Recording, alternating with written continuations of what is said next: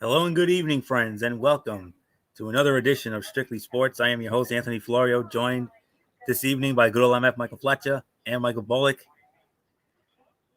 Not the most loaded of shows, but we do have three big stories that we do need to address.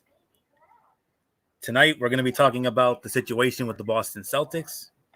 Then we are going to talk about Coach K, Mike Krzyzewski, announcing his retirement from Duke. And in our main event, we will preview the second round of the Stanley Cup playoffs. And I'm going to do things a little bit differently this evening. We're going to start with the Celtics story. I think it's only fair that Michael Bullock starts off on that because he is the Celtics guy. When we get to the Duke story, we'll start that off with MF because that's his team after all. And I'll start with the Stanley Cup because, I am, the Barry Melrose of the group anyway. So we're going to do that for this week only, a little radical thing we're doing here this evening. So with that said, let's start off with the big bomb that was dropped yesterday, the first of two big bombs that was dropped yesterday. And a shout out to Derek Ferreira for dropping these stories to us.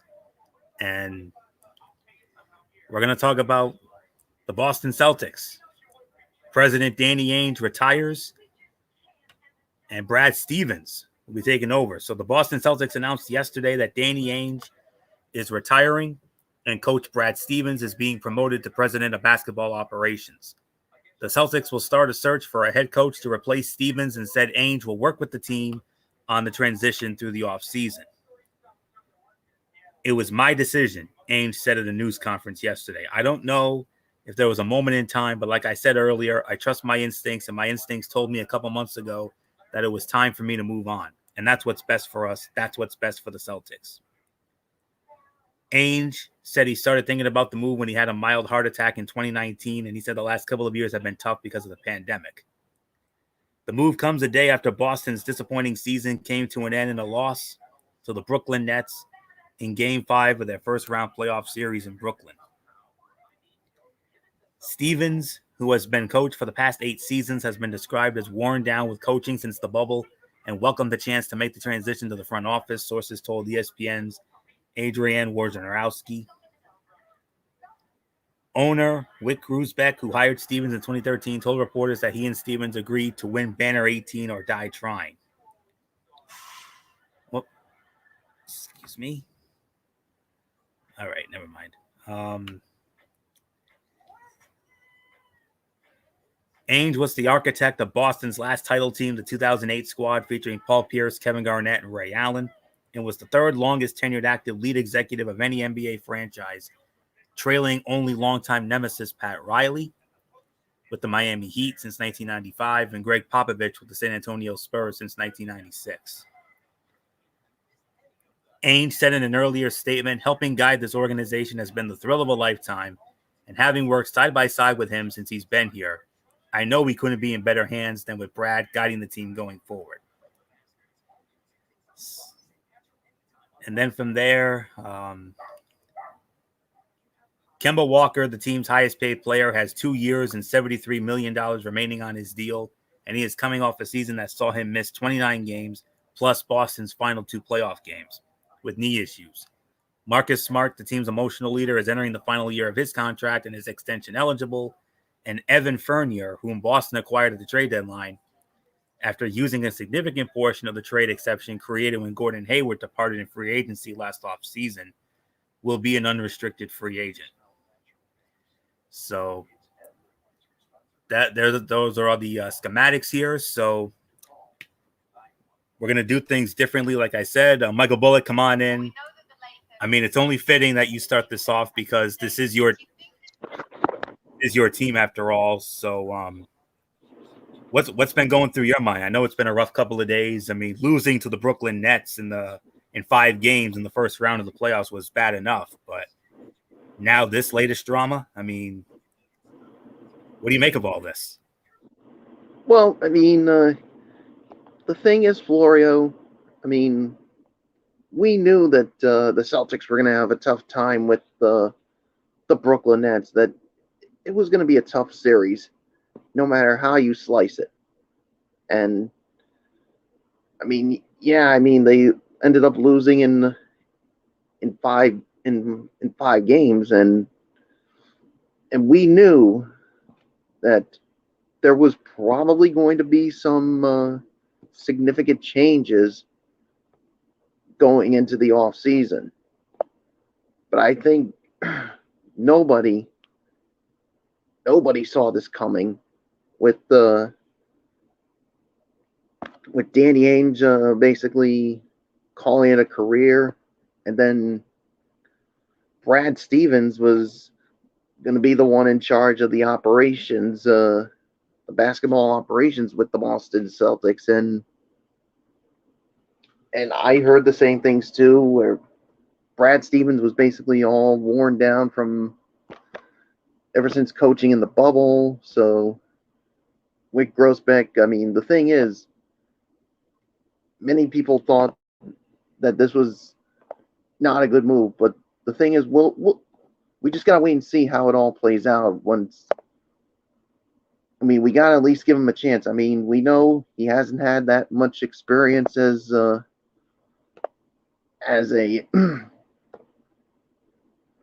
running the front office, and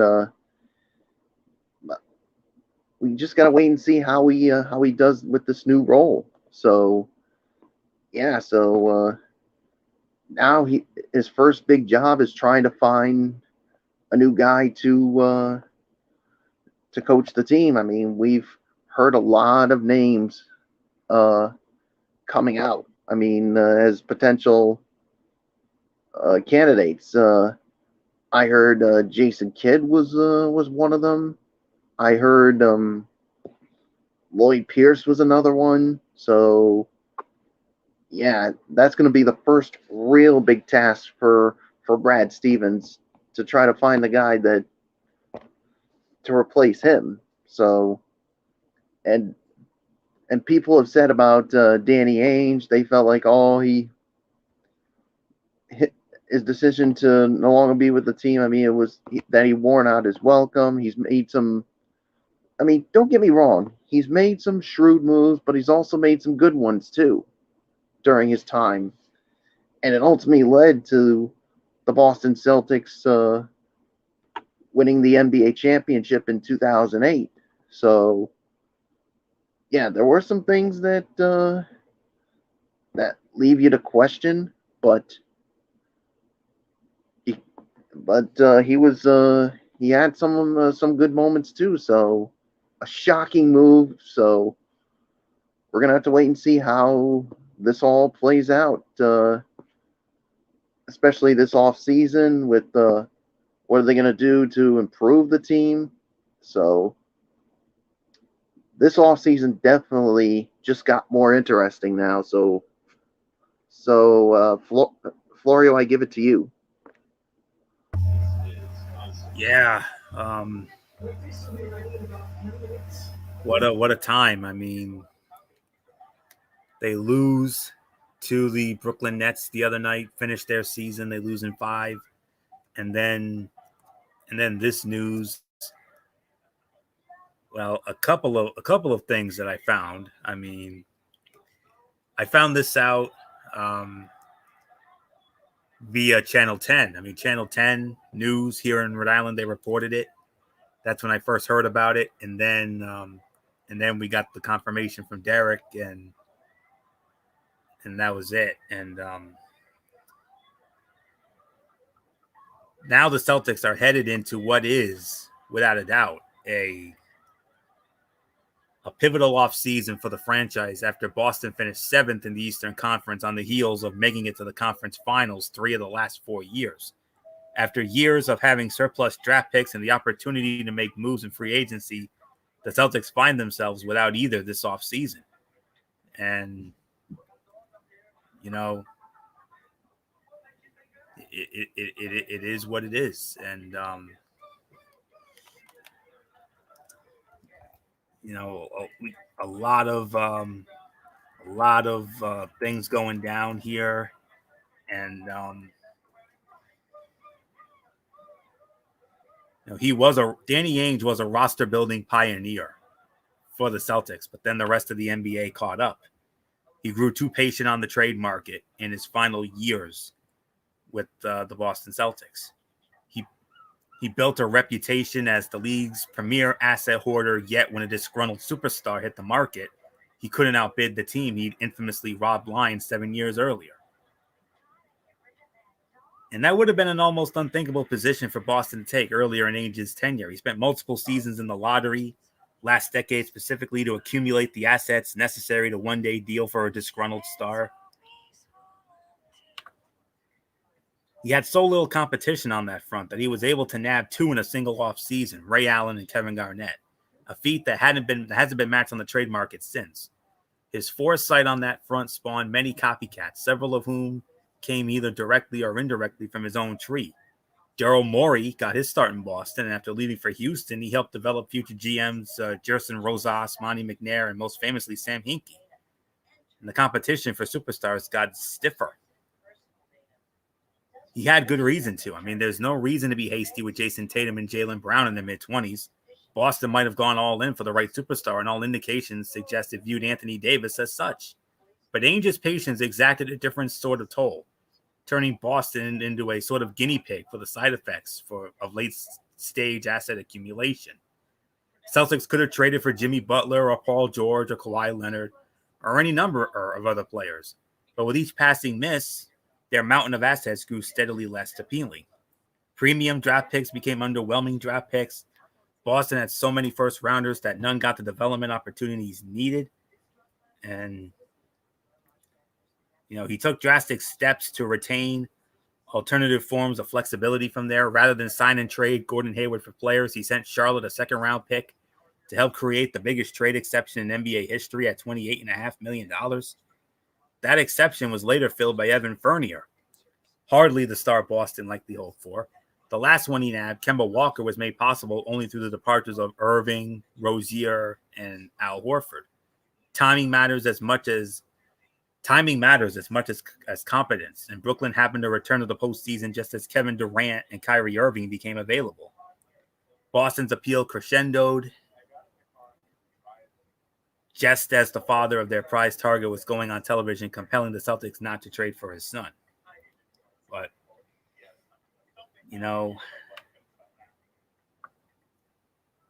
Ainge, he won't have a treasure chest of picks giving him a head start. That might not be the worst things. Brad Stevens, it's his turn to do the same, and he's now seen Ainge's entire roadmap. He's endured the pitfalls of his patience, Boston's unbridled ambition, granted the Celtics Garnett and Allen. The rest of the league has discovered that inefficiency. Now it's up to Stevens to find the next one. So, it's going to be very interesting to see what happens going forward. And, we wish Danny Ainge the best in his retirement, and we wish Brad Stevens the best in his new role. And Derek Ferrera even went on the record and said that he thinks that Kevin Garnett should be the next head coach of the Boston Celtics. And I know him and Bullock had a little back and forth in our messenger chat yesterday about that. And I'm sure MF's going to have something to say about that in just a moment. But, it's going to be very interesting to see what the Celtics decide to do. So, very interesting time to say the very least. So, not much more to say. So, MF, what do you make of all this? Yeah, this has been a pretty crazy situation, especially in the NBA. There's no doubt about it.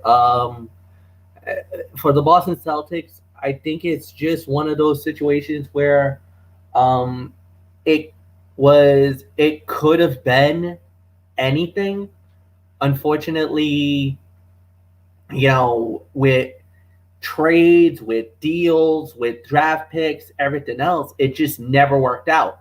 And the thing is that, do you put all the onus and the blame on Danny Ainge for that? Danny Ainge was going through his own personal stuff because of the fact that he had, the personal situations, having with the hardest hack in 2019 that we alluded to. But everything that he's done has been amazing. So, he has brought a championship to Boston. He did bring relevance back to the Celtic name. I think we all can agree with that as well. But now the future holds is what are we going to see now and what's going to be next? So, Brad Stevens said and alluded that he didn't want to coach until he was 50 years old. He's about 44 right now, and he felt like this is the next part of his life. So to take over as president of basketball operations for the Boston Celtics, a guy who's been there for a few years now, who knows the system, knows what Boston wants and what they need to turn a team into a championship contender. And now the thing is, what are you going to do during the offseason? How are you going to appeal to these free agents to come to Boston when you got Jaylen Brown and Jason Tatum, two guys who look really good, like bona fide superstars, they're all-stars. We know that. But look at what the landscape is right now in the NBA with the Lakers, with Philly, with Milwaukee, with Miami, with the Clippers, with Phoenix. Phoenix is on the rise. Utah is on the rise.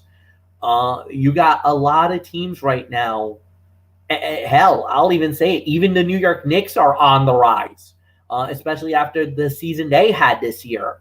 Whoever would have thought them being a top 4 seed, yes, they bowed out in the first round, but look at the team that they got and look at the makeup that could be the future for the New York Knicks. Things are looking very, very bright for the Knicks. So if you're Boston, you got to start thinking, who are the guys you want to get? How much is it going to cost them? Plus on top of that, very soon, I think a year from now, Tatum and Jaylen Brown, their rookie contracts expire. So what are you going to do with them in the future? How can you lock them up long term? So there's a lot going on with Boston, and this is a make or break for them. Next year, we're going to have to wait and see how it looks. But at the end of the day, Danny Ainge, he did everything he could to help this team, and he did a great job as a GM, as the president of basketball operations, because he helped them get to where they are now. We'll have to wait and see how it plays out down the line, but my goodness, what a crazy time in Boston, to say the very least. So nothing more to say. Anthony, it is yours. MF, keep your mic on because this next story is going to be all about you now. The other big bomb that was dropped yesterday, Duke Blue Devils legendary basketball coach Mike Krzyzewski to retire after the season. Duke's Mike Krzyzewski, who is the winningest coach in Division I men's basketball history and has led the Blue Devils to 5 national championships in his 41 seasons, will retire after the 2021-22 season, the university announced yesterday. Coach K said in a statement, "My family and I view today as a celebration. Our time at both West Point and Duke has been beyond amazing, and we are thankful and honored to have led 2 college programs at world-class institutions for more than 4 decades. That, coupled with 11 unforgettable years as the United States national team coach, has resulted in a remarkable journey. Certainly, I have been blessed to coach some of the finest young men and greatest players in basketball history as a direct result of these unique opportunities. For us, there is no greater joy than being part of our players' respective endeavors through basketball, and more importantly, their lives off the court." Duke Associate Head Coach Jon Scheyer, who played for Krzyzewski from 2006 to 2010, has been named Krzyzewski's successor. Scheyer will spend this upcoming season as coach in waiting and will take over after that. MF, we're gonna start it off with you here, as part of our radical night this evening. Nobody knows Duke better inside and out than you do. I mean, you are the guru when it comes to Duke. I mean, you've been with this team since the glory days of 30 years ago in 1991 when they became a national powerhouse, defeating UNLV and winning the first of their 5 national championships. And MF, I mean, I know, as the old saying goes, nothing lasts forever. And I know you wish it would last forever, but unfortunately, this is, yep. And there it is. You see it right there. MF rocking the Duke jersey. I don't know if that's is that a certain player there, MF? That's Kyrie Irving. This is Kyrie Irving's Duke Blue Devil jersey number 1. So this was Kyrie's this is the authentic too. This is the official one. So I got that. I also got this as well. A tie-dye shirt way back when. Yeah. I apologize for my camera, but there it is. No, don't apologize. Yeah, I mean, it's just like with Bullock. When Bullock shows off his certain gear, it's not often that MF and I show off our gear. Bullock's always the one who shows off his gear. But that right there, folks, is how much of a diehard fan MF is of the Dukies, and he's going to be a Dookie ride or die until the end. So, so MF, I mean, like I said, you've been a fan of this team since what, 91, or were you a fan earlier? No, 91 was the first time I got into college basketball, and Duke was the team. Okay. Yeah, I mean, let me set it up. Go ahead. So, I just wanted to be sure I had the right year. Yep, and I was right. So, 30 years of memories and so much more. 12 Final Fours, 5 national championships, several ACC regular season and tournament championships, and the whole 9 yards, and all the legends and Hall of Famers that have come through there. I mean, nothing lasts forever, MF, and it's next year will literally be the end of an era. And when you saw this news, when Derek reported this news, or however you found out about this, I mean, what's the first thing that went through your mind when you first heard about this sad news for you? My heart sunk. But I knew it was coming. He's about 74 years old. He's about to be 75 this upcoming season. And it's like you said, it was only a matter of time. I mean, he's done it since the very beginning. He started out as a guy from Army. He was an assistant to Bob Knight. Right before Bob Knight went to Indiana, he was the assistant for him in the Army, and then went to Duke. And even in his press conference when he announced the retirement, about 3 years in, they wanted him out. None of this legacy, none of this would have continued if the people of Cameron would have gotten their way, because they wanted Krzyzewski out. And the athletic director said, no, give him time. Give him an opportunity. He will turn this around, and he's going to make it. Just be patient enough. 1986, Krzyzewski got to his first ever Final Four. It was a great opportunity.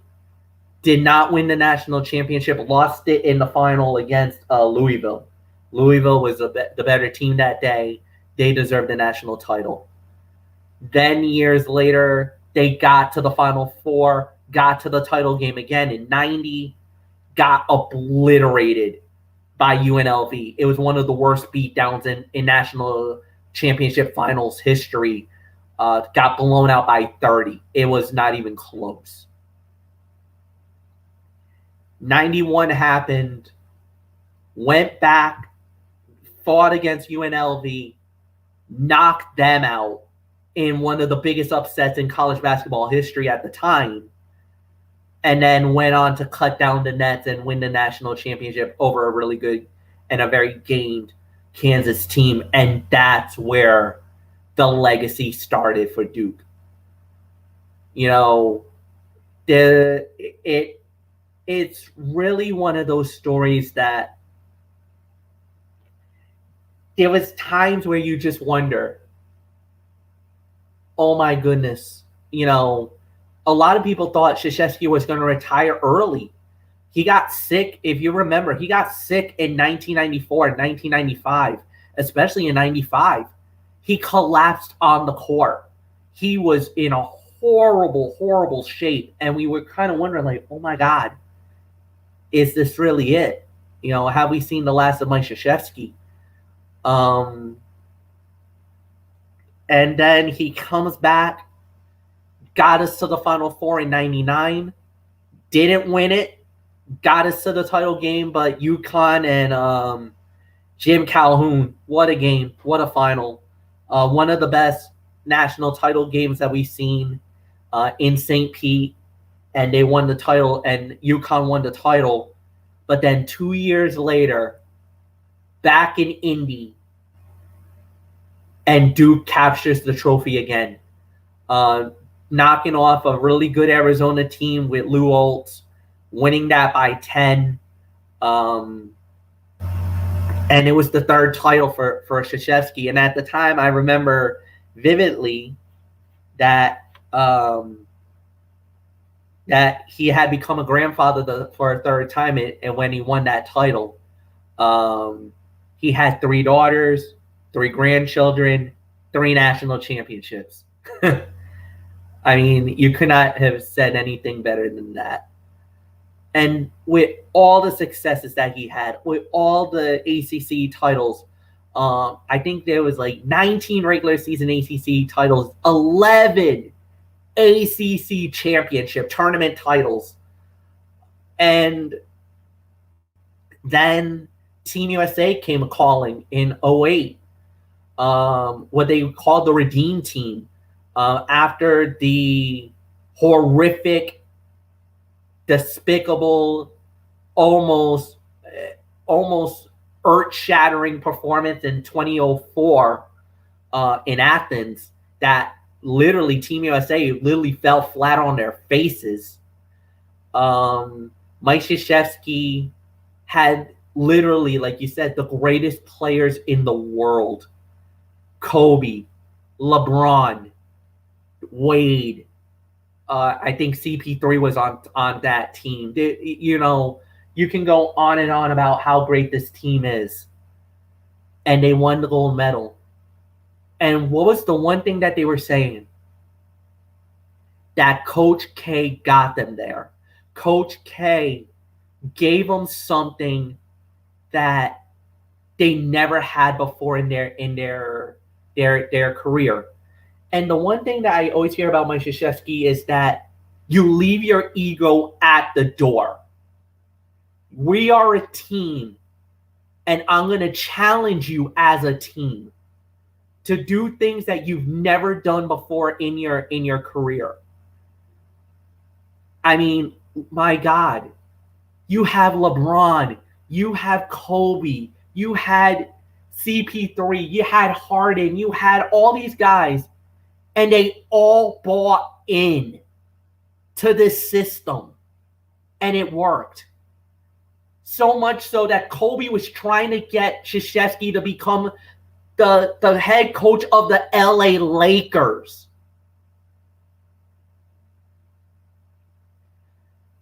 It's mind-boggling.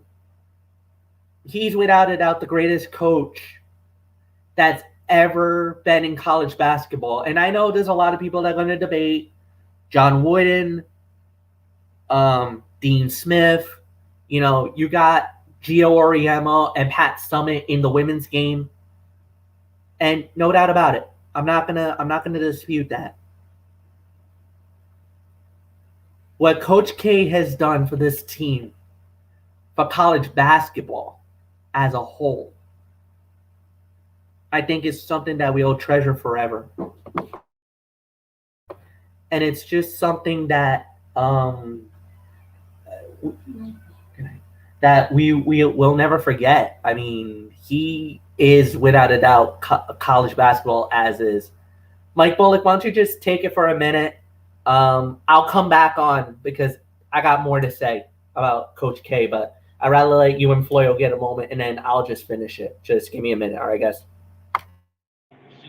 Yeah, I mean, what else is there to say? I mean, Mike Krzyzewski is definitely one of the greatest college basketball coaches we've ever seen. I mean, there are a lot of other great coaches, like you said, with John Wooden. But I mean, Mike Krzyzewski, what he did for that Duke team, he's coached some of the greatest players to come out of Duke. I mean, so many names.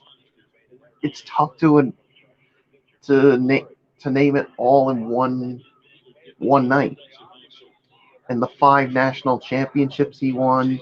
I mean, coaching Team USA to a gold medal in the Olympics. I mean, we knew this day was going to come. We knew that this was going to be the day was going to come when Krzyzewski was going to call it a career. Because to me, it's like,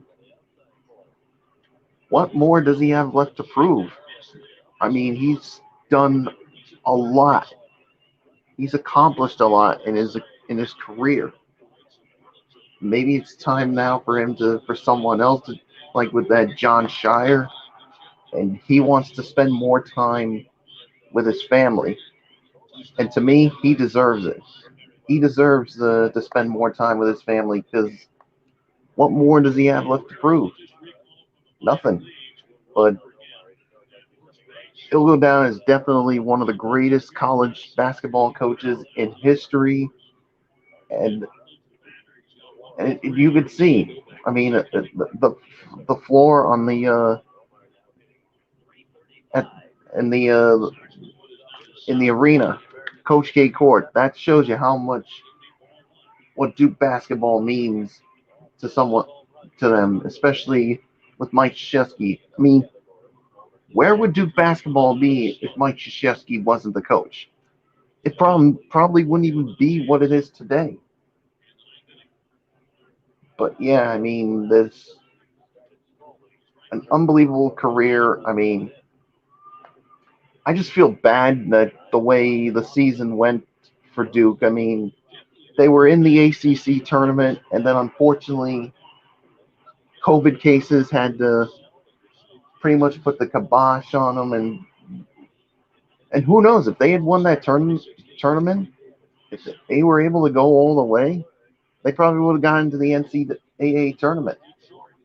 But COVID knocked them out, ended their run. So who knows what we can expect this season? But it'll definitely be the end of an amazing career. So yeah, there's really nothing more to say. Florio, it is yours. Yeah. Let me see what I have here. All right. Duke talked to outside candidates about replacing the 74-year-old Krzyzewski, including Harvard coach Tommy Amaker. Sources told ESPN's Adrian Wojnarowski. Jon Scheyer, who was the lead recruiter of NBA star Jason Tatum and class of 2021 number 3 prospect Paolo Banchero, was Duke's choice to replace Krzyzewski, however. Following the announcement, the official Duke men's basketball Twitter account posted an old autographed picture of Krzyzewski and a young Scheyer. Krzyzewski had written on the photograph, "To Jonathan, work hard and always try your best." Krzyzewski, a Naismith Memorial Basketball Hall of Fame coach, who has 1,097 career wins at Duke, took the Blue Devils to the Final Four on 12 occasions, won 12 regular season ACC championships and 15 conference tournament titles, while producing 28 NBA lottery picks and 41 first-round selections over the years. Having 5 national titles puts him second only to former UCLA coach John Wooden, who won 10. Another retired legendary coach, Roy Williams at North Carolina. He said, "Mike's been fantastic for the game of basketball. He's been a good friend. He's been a guy I've respected a great deal. He made everybody bring their A game for years and years and years. He's just been phenomenal in everything he's done. Hired at Duke in March of 1980, Coach K won national championships in 1991, 1992, 2001, 2010, and 2015, while setting the men's career coaching victories record in November of 2011. He has tailored his approach to adapt with the times and his personnel. He won the 2010 title with a senior-laden roster, then claimed the 2015 championship after pivoting to more one-and-done talent that headed to the NBA after a lone college season playing in Duke's famously hostile Cameron Indoor Stadium. His tally of 97 NCAA tournament wins ranks number one among all coaches, as does his 126 weeks atop the AP Top 25 poll. Overall, including his 5 seasons as head coach at Army, at the beginning of his career, Coach K has a win-loss record of, listen to this, guys, 1,170 wins to only 361 losses. Along the way, he also took over the U.S. men's national team, like MF said, with all-star rosters featuring names such as the late Kobe Bryant and LeBron James. Led the team to gold medals in Beijing in 2008, London in 2012, and Rio de Janeiro in 2016. Duke missed the NCAA tournament this past season for the first time since 1995, but the Blue Devils welcomed one of the nation's top recruiting classes for the coming season. As far as Jon Scheyer is concerned, his last season playing under Coach K resulted in his mentor's 4th title in 2010, joined the Duke staff for the 2013-14 season, and he rose to his current role in the 17-18 season. And after the 17-18 season. And Scheyer served as interim coach last year for Duke when Coach K was sidelined for a January win against Boston College due to COVID protocols. Scheyer has never been a college head coach. The news about Krzyzewski comes almost 2 months to the day that Roy Williams, another Hall of Famer in the state, announced his retirement after 33 years with Kansas and North Carolina.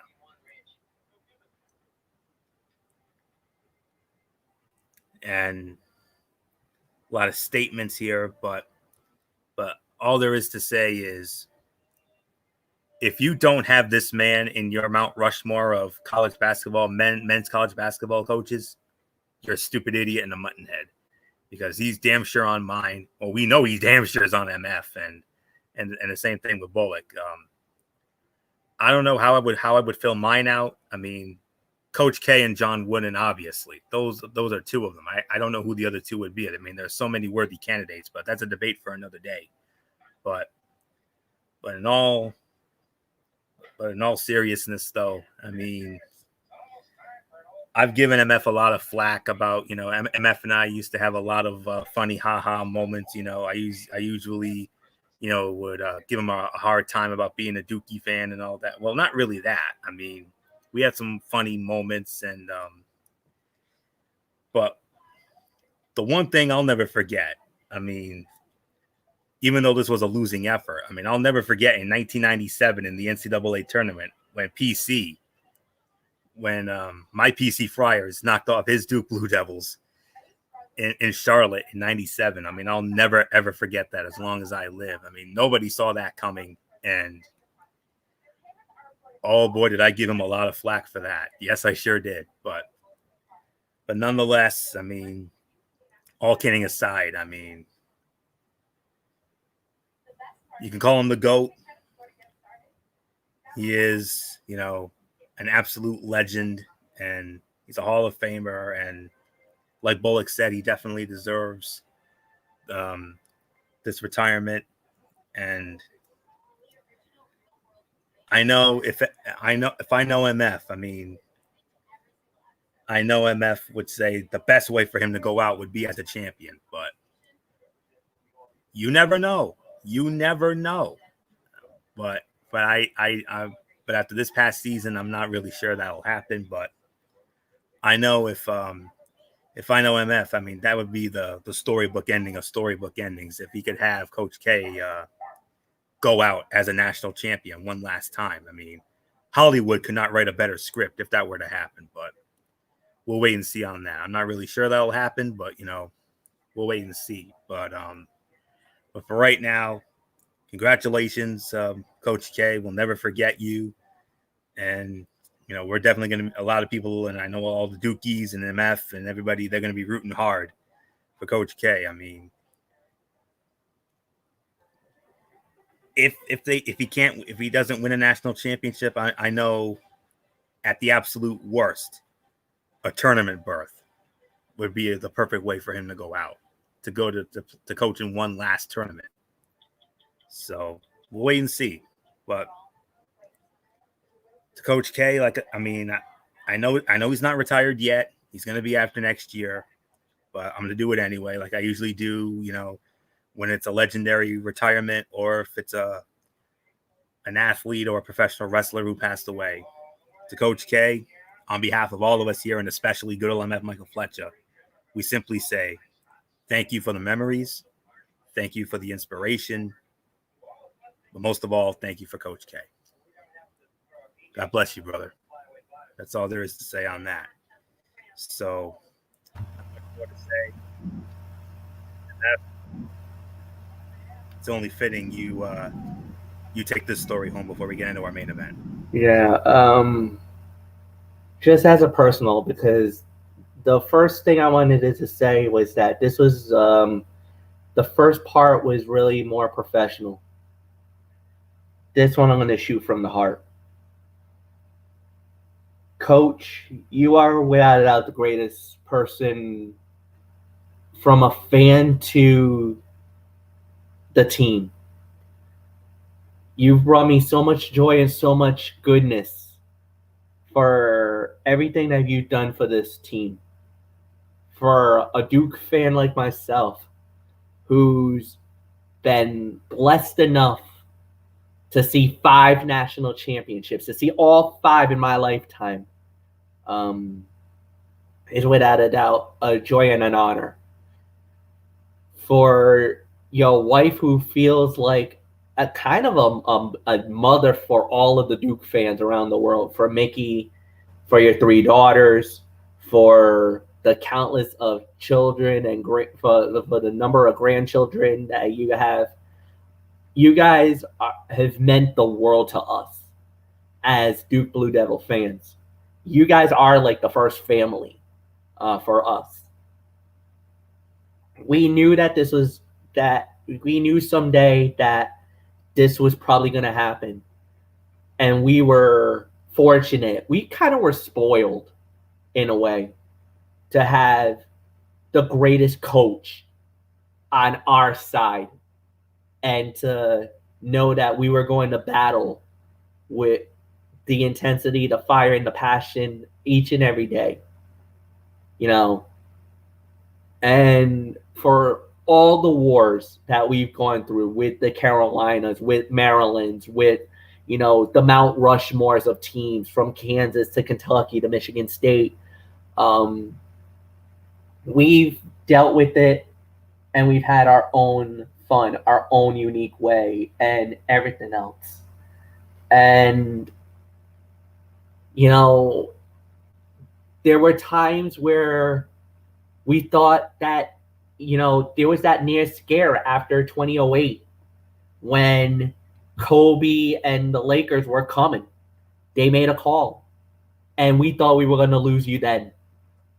There was rumors that you were about to leave. And through the miracle of grace and the grace of God, I guess you can say, we found out that no, that you wanted it to stay with us. You wanted it to stay with the Duke Blue Devils and stay with them.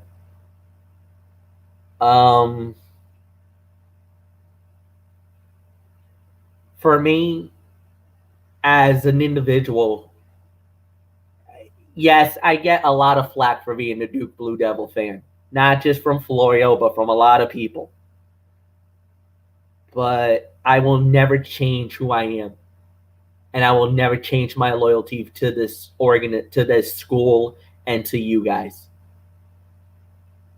You guys had me in 91, and it's been one of the greatest rides of my life, still to this day. To the students and the Cameron Crazies, I heart and I hurt like you guys are today, because we know what this man means to all of us. And for me, he is without a doubt the greatest coach of our generation. There's no doubt about it. If you're wondering about that Mount Rushmore, it's Wooden, it's Krzyzewski, it's Dean Smith, and I'll even say Bob Knight is the fourth. But as far as who would be the first on that list, it's Mike Krzyzewski. The greatest coach, one of the winningest coaches in all of college hoops, and everything that he's done to challenge individuals, break down egos and walls that even the greatest players in the world wanted him to be the coach of. I mean, that's a testament to his work. That's a testament to his determination and his winning mentality. I mean, to win all those gold medals, to win the national championships, the only thing he would say is that the one thing I would want at the end of the day is, have I changed the lives of these men for the better through community, through relationships, through basketball, and everything else? I will tell you right now, many of these men have gone on to have tremendous careers and lives.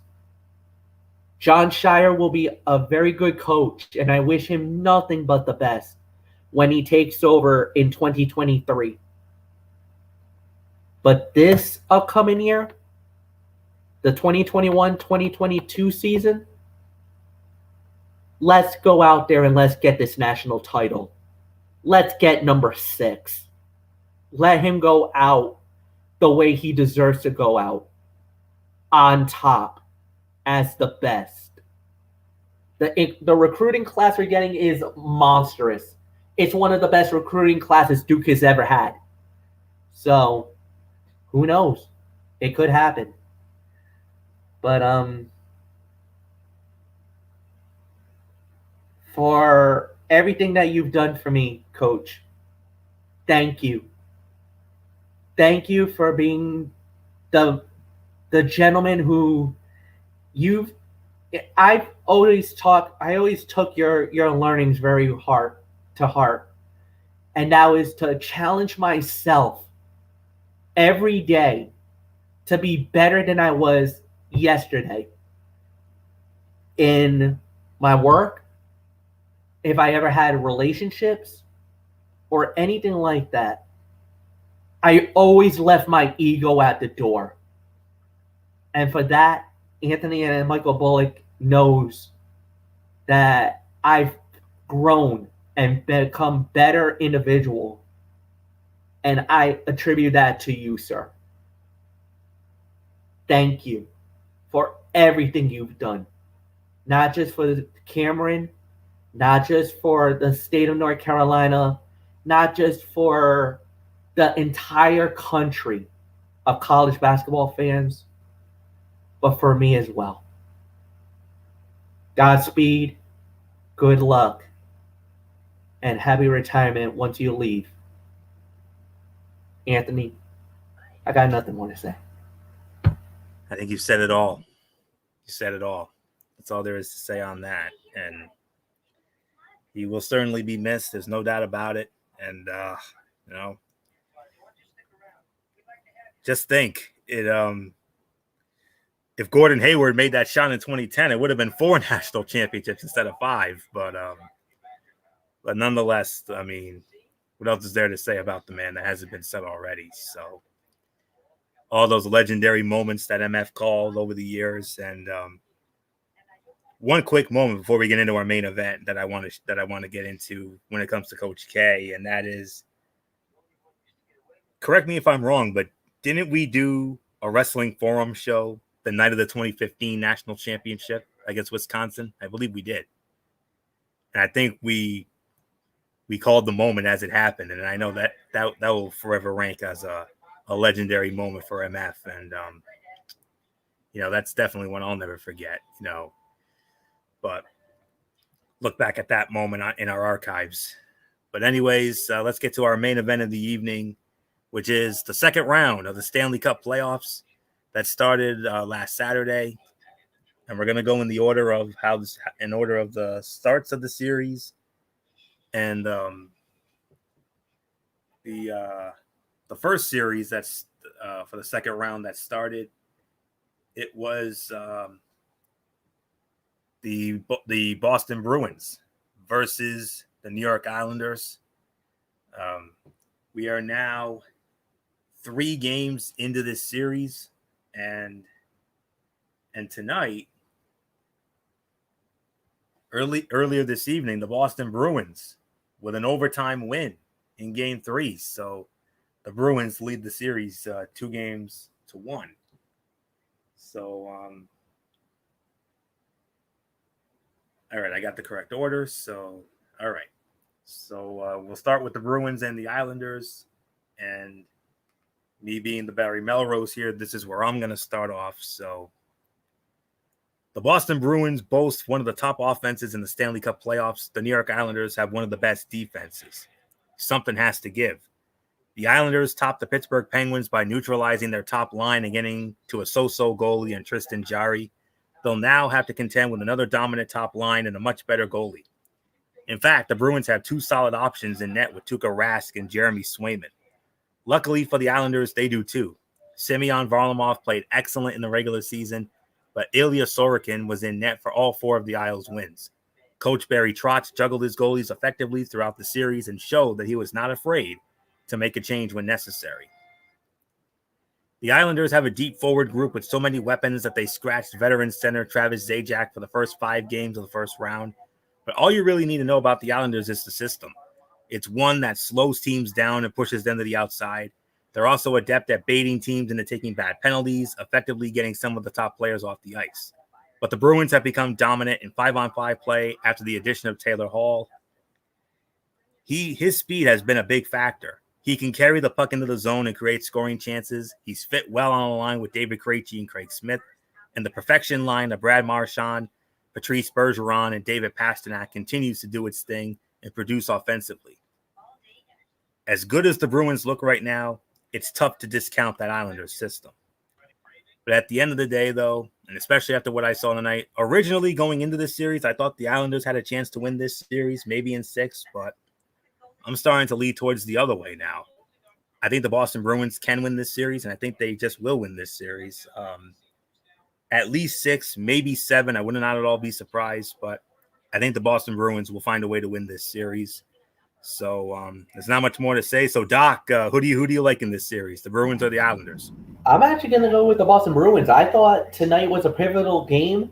It pretty much for me, I thought it determined who was going to win the series. If the Islanders would have won it, I think I would have gone with the Islanders in 6. However, because Boston won tonight, I now think Boston is going to win the series. But I do got them going all the way to the 7. I think it'll go all the way to the end. This has been a hard-hitting series. This has been very good up to this point. But I now believe that Boston will win the series, and I got them winning in 7 games. Michael Bullock, it is yours.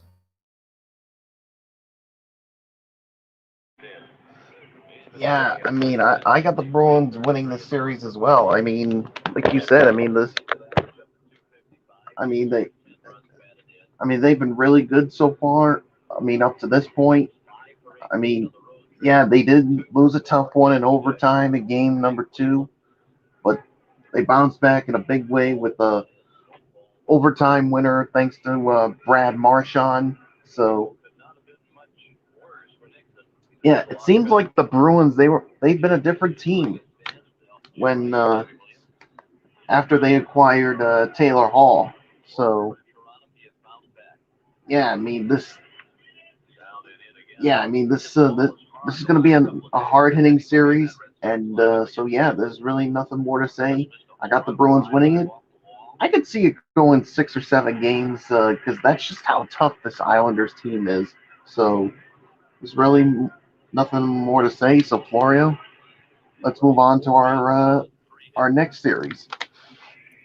And MF will start off on the next series, as it will be the Carolina Hurricanes squaring off against the Tampa Bay Lightning. All right, Doc, who do you like in this series?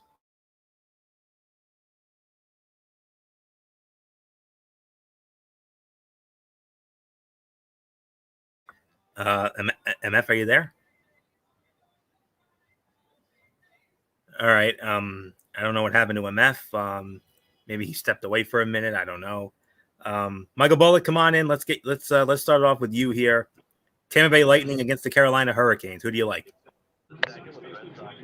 Yeah, this is another series that I could see go 6 or 7 games. I mean, I like what I see from both teams here, but to me, I got to go with the Tampa Bay Lightning here. I just think, to me, they're the better team here.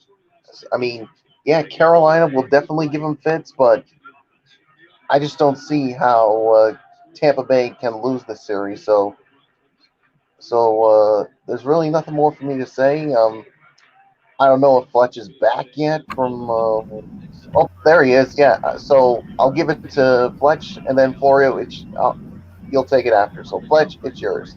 Yeah, no, this was shocking. I'm gonna say that I'm with you, Michael Bullock. I totally agree.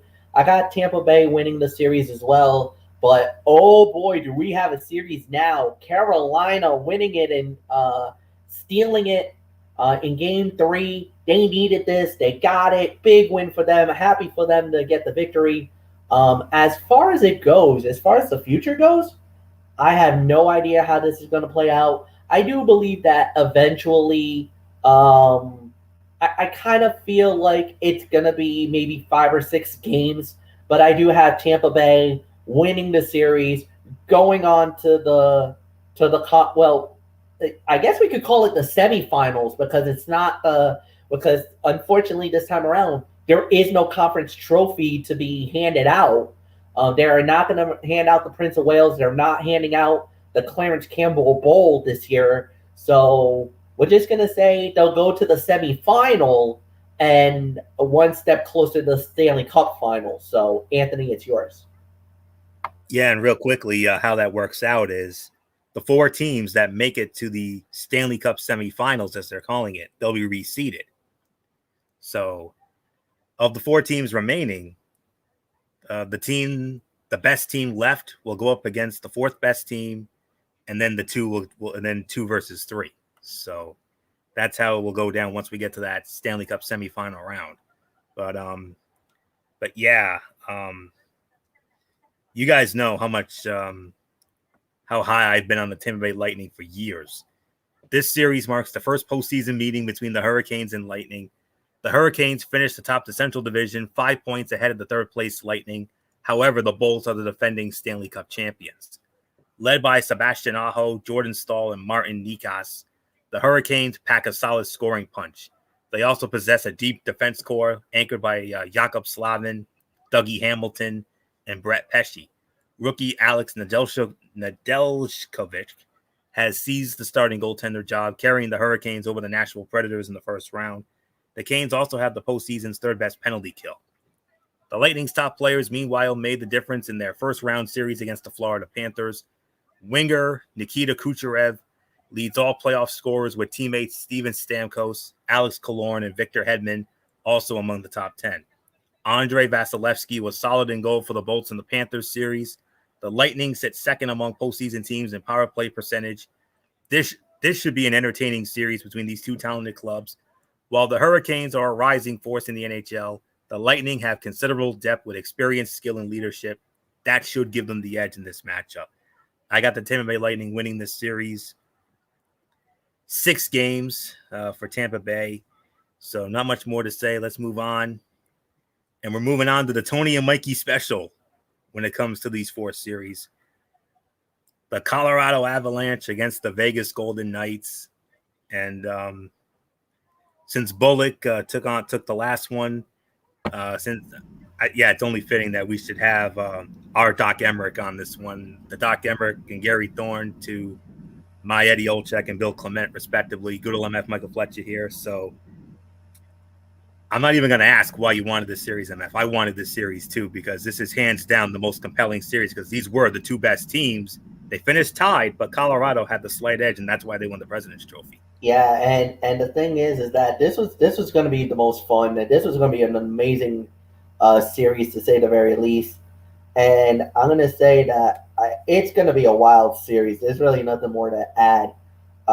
It's going to be interesting to watch how it plays out and the whole 9 yards. It's going to be crazy, wild, and everything else that's going to happen. And I can't wait to see it. It's going to be fun.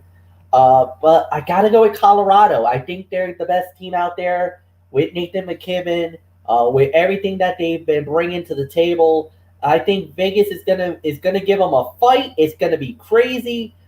Even though the first 2 games, Colorado has shown that they are the better team, trust me, it'll get better while it gets going. And there's really nothing more to say. I got Colorado winning the series. It's gonna go 6-7. I think it's gonna go the max. So nothing more to say. Mike Bullock, I give it to you on this series. Yeah, I'm with Fletch on this one. I gotta go with the Avalanche to win this series too. I mean, I could see this going 6 or 7 games. I mean, the Vegas Golden Knights is definitely going to give them some fits throughout the series, but I just think it's going to be too much for the Golden Knights to handle. So I got the Avalanche winning the series. So Florio, it is yours. And I'm going to make you unanimous, but let me get into my my analysis here. With apologies to fans of the St. Louis Blues and the Minnesota Wild, this is the marquee second-round matchup most hockey fans were hoping to see. The Colorado Avalanche won the President's Trophy, and Vegas tied the Avs in points. In any other season, these 2 teams would have settled this in an epic Western Conference final. The unique playoff format for 2021 means one of these 2 contenders is guaranteed a premature exit. The Avalanche, as anticipated, made quick work of the St. Louis Blues in round 1.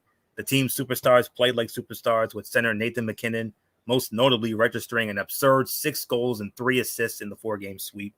The defense also lived up to its reputation as an impenetrable force. Vegas, in contrast, needed to sweat it out against an admittedly more worthy opponent in the Minnesota Wild. It took a Game 7 win at home to clinch the series, though Wild goaltender Cam Talbot certainly stole Game 1 and generally made the series more difficult than it otherwise should have been. Mark Stone, the team's best skater, lived up to that title with 4 goals and an astute defensive play. The Knights' one advantage in this battle of titans is at least by optics. In net, Marc-Andre Fleury has seen it all and is playing the best hockey of his life. For Colorado, Philip Grubauer has played well enough, but not at Fleury's level. Otherwise, the Avs are a better team from top to bottom.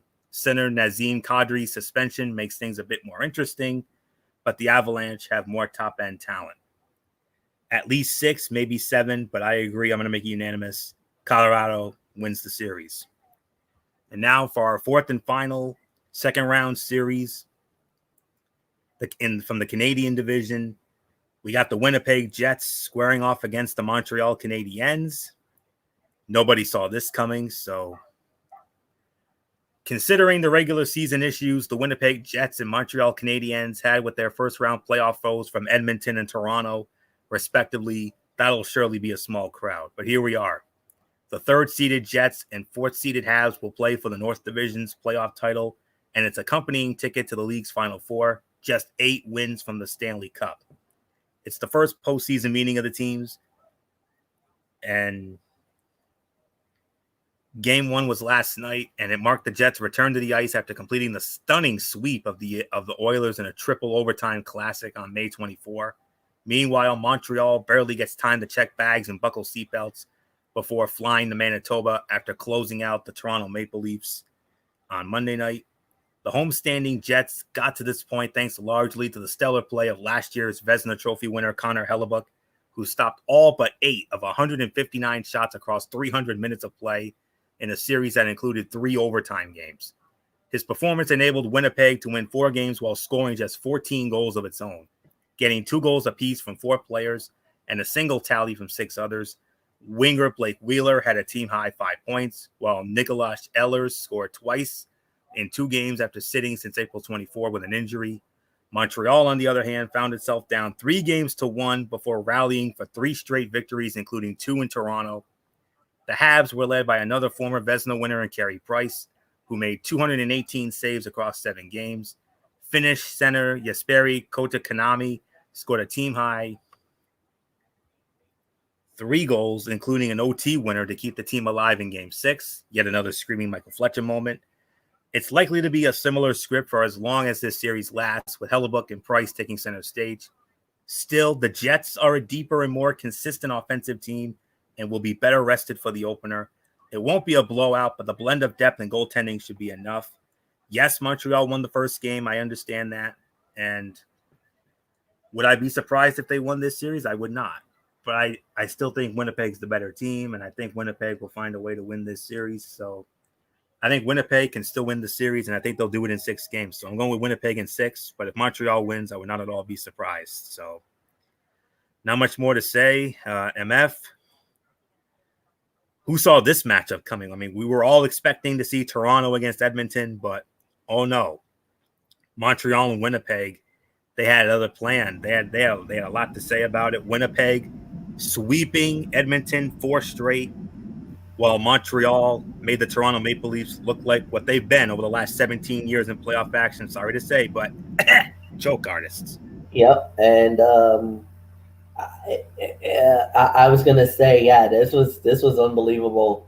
But I'm gonna go with Montreal. I think Montreal is gonna win the series. I kind of disagree. I think the pedigree with the team that they got right now and everything else, and they are flipping mad after what happened last night. That hit. Oh my goodness. That really changed everything. You could see the team is a team. They look scary now. That's a team you might not want to face now. Montreal looks like that team again from the past.